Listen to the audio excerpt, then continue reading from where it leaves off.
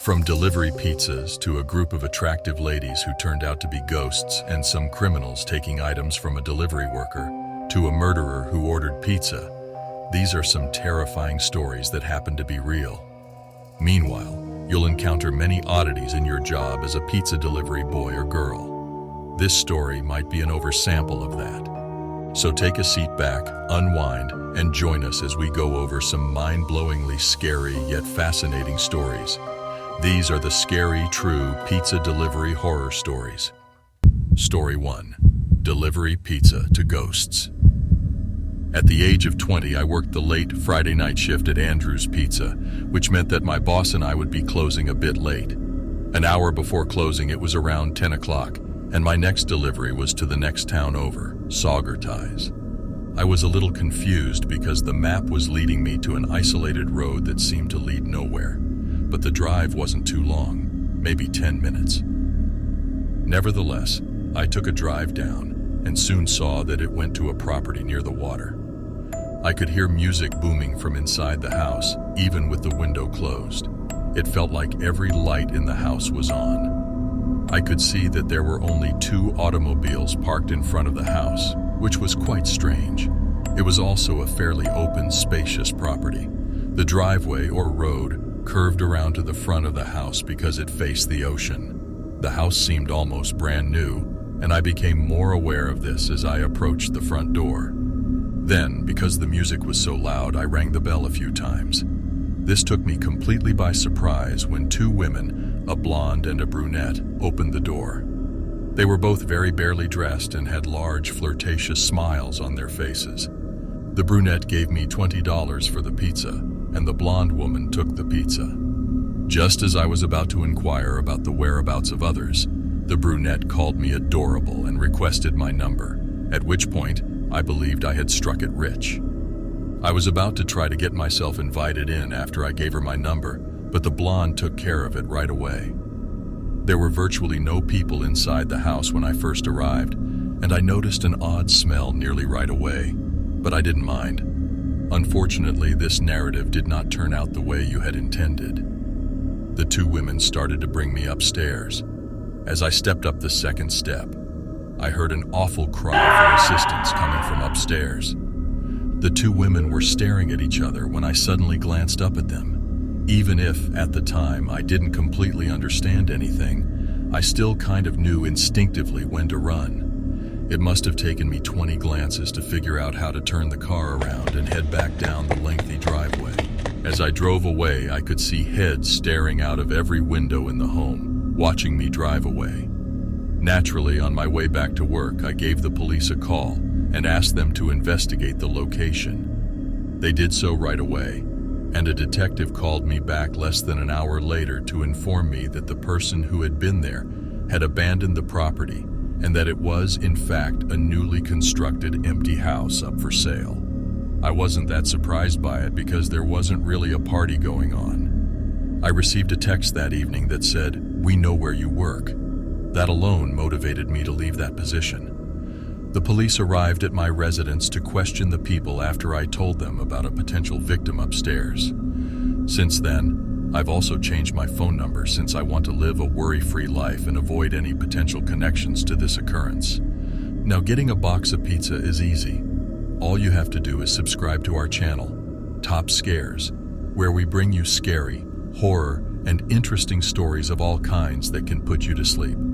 You can like, share, and comment on this video for more updates. Story 2. The Gunman Customers. My final week of employment was spent working at an Italian restaurant that was mostly a pizzeria and partially an Italian restaurant, so my responsibilities changed from shift to shift. I alternated between working the front desk of the pizzeria, being a busboy in the restaurant, and making deliveries. Deliveries are my favorite since I get tips. It was therefore ironic that I had a terrible, life-changing delivery experience right before quitting this job. It was a late-night delivery, which is natural when the dub activities take place. We received an order for 3 specialty items. It was a large order, perhaps about $70 for pizza. Also, it was located on the less desirable side of town, raising a small red signal. However, I reasoned, that it was fortunate that I didn't attract any unwanted attention in that region because I drove a terrible old Civic. It was at least a 15-minute journey, and when I arrived at the house, I went up to ring the doorbell. Within seconds, this Latino man opened the door halfway, saw the pizzas, and opened it fully, showing the gun in his hand. I'm not a fan of guns, but if I had to guess, I'd say it was a Colt 45. Nevertheless, I wasn't thinking about the type of pistol. Instead, my heart just kind of fell out of my ass when I saw it and realized what was going on. Then, as the first Latino man was still holding me at gunpoint, 2 additional Latino males approached the door and grabbed me. They were shouting at each other in Spanish. Then, in terrible English, the gunman says, "Give me all of your stuff." Panicked and unable to speak or breathe, I responded, "Okay." I gave him my wallet, which was all I had to give him. He asked for my phone, and so I gave that to him too. That was a Motorola Razr, which was essentially the iPhone of the 2000s. Even worse, one of them grabbed my wrist violently and ripped my watch off. Luckily, the watch wasn't pricey. One of them then took my ID out of my wallet and read my address. They then threatened to kill my entire family if I told anyone about this, essentially threatening to come to my address. I wanted to cry for help, for my life, but I was unable to do so, so I said, "Okay, I understand." After that, they threw me down the stairs and out of the house, landing me on my hands and knees where I began to bleed. With my keys all I had left on me, they slammed the door shut. I was too scared and concerned to go back to the shop. I was notably unsteady and quiet when I got home. My parents noticed it, as well as my bloodied knees and scuffed shorts. They tried to force the truth out of me as they realized something wasn't right, but I had to be honest with them. They knew our address, I informed them, and they threatened to kill us if I reported them for robbing me at gunpoint on a delivery. Fortunately, my dad had contacts in the police department, so he called one of his close friends' numbers, and they checked on the person residing in that place right away. Enzo was his name, and he had been convicted of 4 felonies before. Ignoring the man with the gun's warning, my dad used his connections in the police department to arrange for a squad of cars to surround the house and have the officers enter with their guns drawn. Naturally, I wasn't present, but because of my dad's contacts, we were given an account of the event. After being detained and charged, 2 of the 3 males remained inside the residence. The individual was already serving a life sentence for his 4 offenses. The 3rd person wasn't at the house, and I don't think they ever found him.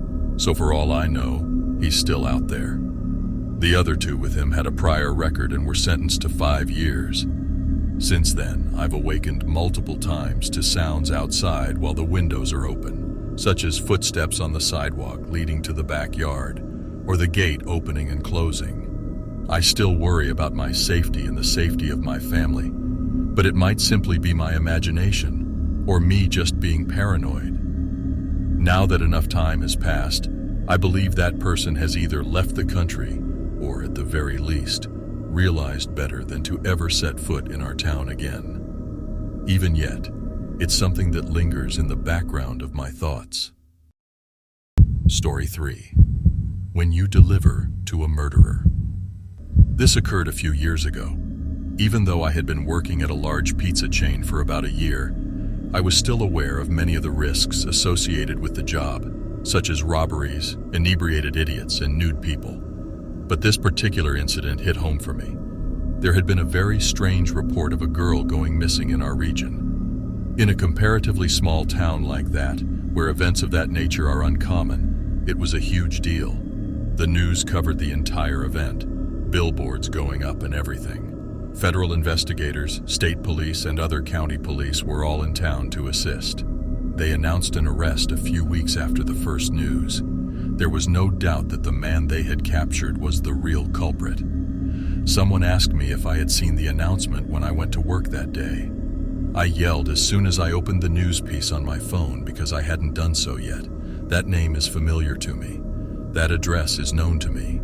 That visage is one I recognize. About a month ago, I delivered him pizzas. It was a few blocks from his apartment. This guy resided in a compound with multiple buildings, each with a locked door leading inside, which increased the creep factor. I've had problems there in the past, and it's crowded with little children who are nearly always inebriated and naive when they order.